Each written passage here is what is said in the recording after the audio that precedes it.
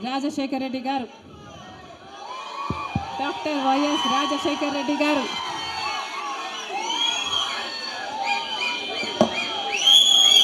రెండు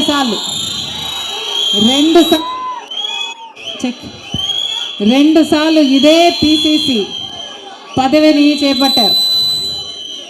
మళ్ళీ 2 సార్లు రాజశేఖర రెడ్డి గారు ముఖ్యమంత్రిగా గెలిచారు. అదే పిసిసి పదవిని, అంతటి బాధ్యతని రాజశేఖర రెడ్డి బిడ్డను నమ్మి వైఎస్ షర్మిలకు కాంగ్రెస్ పార్టీ, సోనియా గాంధీ గారు, రాహుల్ గాంధీ గారు, ఖర్గే గారు, కాంగ్రెస్ పార్టీ పెద్దలందరూ నన్ను నమ్మి ఈ బాధ్యతనివ్వడం రాజశేఖర రెడ్డి బిడ్డకు గర్వకారణం. మరొక్కసారి చేతులు జోడించి ఇంత బాధ్యతను, ఇంత నమ్మకాన్ని నా మీద ఉంచినందుకు మరొక్కసారి కృతజ్ఞతలు చెప్పుకుంటుంది రాజశేఖర రెడ్డి బిడ్డ. ఆంధ్ర రాష్ట్రానికి చెందిన ఇంతమంది నాయకులు, ఆంధ్ర రాష్ట్రానికి చెందిన ఇంతమంది కాంగ్రెస్ నాయకులు, కాంగ్రెస్ నమ్మకస్తులు,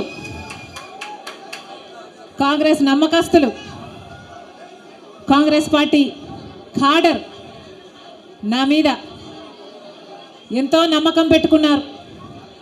నేను రావాలని, కాంగ్రెస్ పార్టీకి పని చేయాలి అని ఎంతోమంది త్యాగాలు చేశారు. వాళ్ళందరికీ మరొకసారి రాజశేఖర రెడ్డి బిడ్డ శిరస్సు వంచి చేతులు జోడించి మనస్ఫూర్తిగా నమస్కరించుకుంటాం.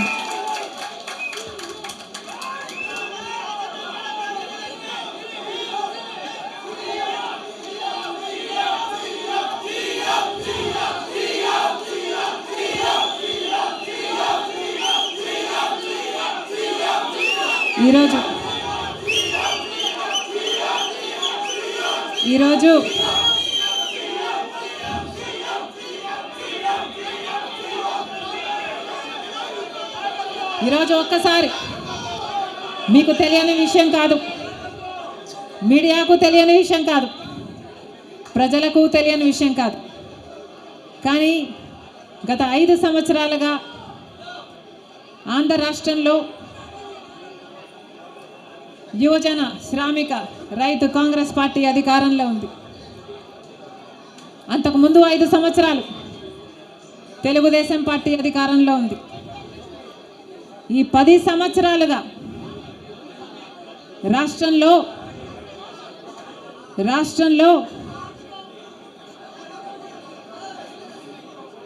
అభివృద్ధి జరిగిందా అంటే ఏమిటి సమాధానం? మన రాష్ట్రం ఏర్పడే నాటికి మన రాష్ట్రానికి ఉన్న అప్పులు 1,00,000 కోట్లు. చంద్రబాబు గారు ముఖ్యమంత్రి అయిన 5 సంవత్సరాలకి ఆయన చేసిన అప్పులు 2,00,000 కోట్లు. ఆ తర్వాత వైసీపీ ముఖ్యమంత్రి జగన్ రెడ్డి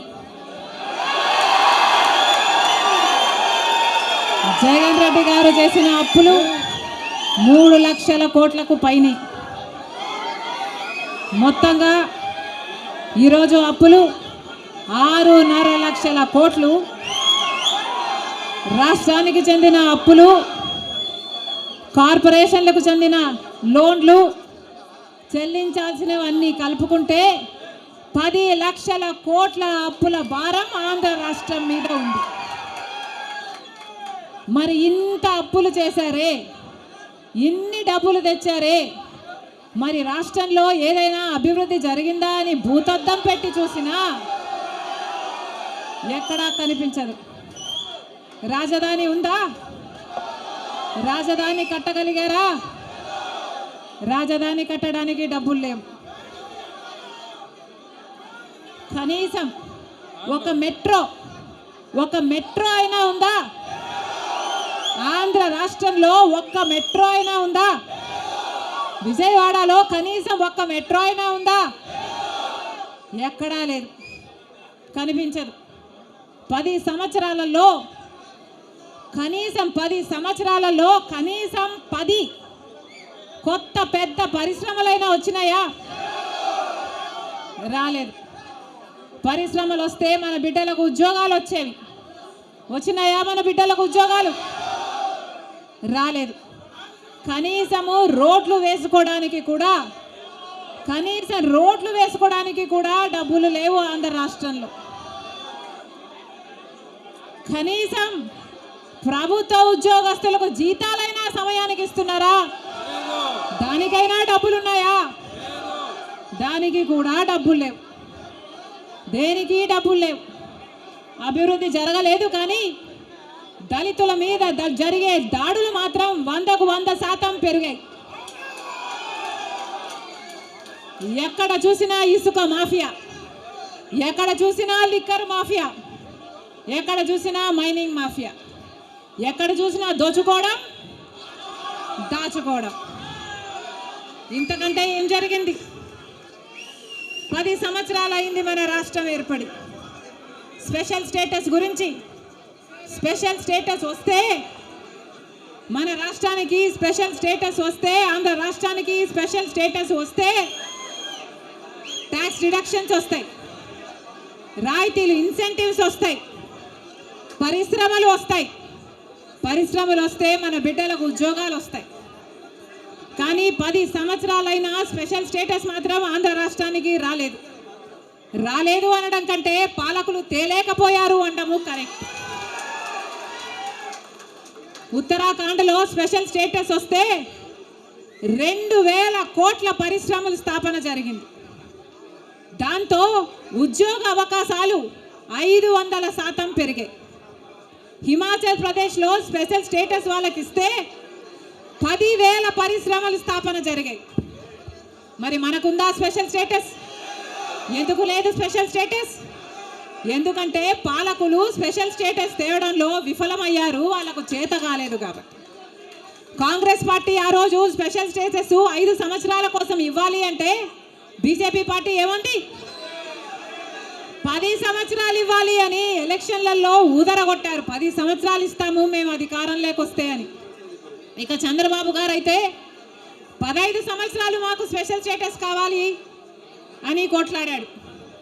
ఇదే చెప్పాడు, 15 సంవత్సరాలు స్పెషల్ స్టేటస్ కావాలి, అందుకే నేను బీజేపీ పార్టీతో పొత్తు పెట్టుకుంటున్నా అని బీజేపీ పార్టీతో పొత్తు పెట్టుకున్నాడు.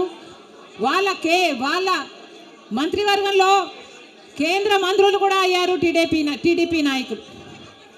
ముఖ్యమంత్రి అయిన తర్వాత స్పెషల్ స్టేటస్ కోసం చంద్రబాబు గారు ఎప్పుడైనా ఒక్కటైనా నిజమైన ఉద్యమం చేశారా అంటే చేయలేదు. చేయకపోక ఉద్యమం చేసే వాళ్ళ మీద కేసులు పెట్టారు, వాళ్ళను జైల్లో కూడా పెట్టాడు చంద్రబాబు గారు. ఆ సమయంలో ప్రతిపక్ష నాయకుడు జగన్ రెడ్డి గారు ప్రతిపక్ష నాయకుడుగా ఉన్నంత కాలం స్పెషల్ స్టేటస్ మనకు రావాలి అని ప్రతిరోజు కొట్లాడాడు. నిరాహార దీక్షలు కూడా చేశారు. ప్రతిపక్షంలో ఉండగా అవిశ్వాస తీర్మానం, ప్రతిపక్షంలో ఉండగా ఏమా ప్రభుత్వం వాళ్ళు ఎవరైనా ఉన్నారు ఇక్కడ? ప్రతిపక్షంలో ఉండగా జగన్ రెడ్డి గారు చెప్పిన మాట, మేము అవిశ్వాస తీర్మానం ప్రవేశపెడతాము, తెలుగుదేశం పార్టీ ఎంపీలు అందరూ కూడా మద్దతు ఇవ్వండి, మూకుమ్మడి రాజీనామాలు చేస్తే స్పెషల్ స్టేటస్ ఎందుకు రాదో చూస్తారన్నాడు జగన్ రెడ్డి. ఆఖరికి జగన్ రెడ్డి గారు ముఖ్యమంత్రి అయిన తర్వాత ఒక్కటైనా నిజమైన ఉద్యమం చేశాడా స్పెషల్ స్టేటస్ కోసం?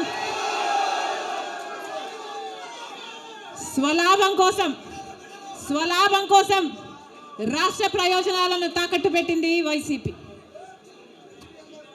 ఈరోజు మనకు స్పెషల్ స్టేటస్ లేదు కదా, కనీసం ఒక ప్యాకేజ్ కూడా లేదు. ఉన్న ప్రభుత్వమైనా ప్రతిపక్షమైనా ఒక్కటంటే ఒక్క నిజమైన ఉద్యమం చేసింది లేదు. ఈరోజు మనకు స్పెషల్ స్టేటస్ లేదు అంటే ఆ పాపం ముమ్మాటికి చంద్రబాబు గారిది, ముమ్మాటికి జగన్ రెడ్డి గారిది. స్వలాభం కోసం ఇద్దరు ప్రజల ప్రయోజనాలను తాకెట్టు పెట్టారు. టీడీపీ అంతే, వైసీపీ అంతే, దొందే. అమరావతి రాజధాని అమరావతి అన్నాడు చంద్రబాబు గారు. సింగపూర్ను చేస్తానన్నాడు. 3D గ్రాఫిక్స్ మొత్తం గుర్తుందా? 3D గ్రాఫిక్స్ చూపించాడు చంద్రబాబు గారు. పోనీ అమరావతి రాజధాని అయిందా అంటే అది కాలేదు. జగన్ రెడ్డి గారు వచ్చారు. 1 కాదు 3 రాజధానిలు అన్నారు. పోనీ 3 రాజధానిలు అయ్యాయా అంటే ఒక్కటి కూడా లేదు. ఈరోజు మనకు రాజధాని ఏది అంటే ఏదో మనకే అర్థం కాని పరిస్థితి. ఒకటైనా ఉందా అంటే ఏదీ లేదు, ఒక్కటి కూడా లేదు. మరి ఏమి సాధించుకున్నట్టు? పోలవరం ప్రాజెక్ట్ ఎప్పుడో 1941లో పోలవరం ప్రాజెక్టు కట్టాలనుకుంటే సాధ్యపడలేదు. ఆఖరికి రాజశేఖర్ రెడ్డి గారు ముఖ్యమంత్రి అయిన 2004లో రాజశేఖర్ రెడ్డి గారు జలయజ్ఞంలో భాగంగా పోలవరం ప్రాజెక్టును స్థాపించడం జరిగింది. రాజశేఖర్ రెడ్డి గారు ముఖ్యమంత్రిగా ఉండగా పోలవరం ప్రాజెక్టు చెందిన కుడి ఎడమ కాలువల పనులు కూడా చాలా శాతం చేశారు రాజశేఖర్ రెడ్డి గారు. మన దురదృష్టం రాజశేఖర్ రెడ్డి గారు వెళ్ళిపోయారు. ఆయన చనిపోయాక మళ్ళా పోలవరం ఒక్క అడుగు కూడా ముందుకు పడలేదు. చంద్రబాబు గారు పోలవరాన్ని తాకట్టు పెట్టారు బీజేపీ దోస్తీ కోసము. ఇటు జగన్ రెడ్డి గారు బీజేపీతో దోస్తీ కోసం పోలవరాన్ని తాకట్టు పెట్టారు. అంతేకాదు బీజేపీ అధికారంలో 10 సంవత్సరాలు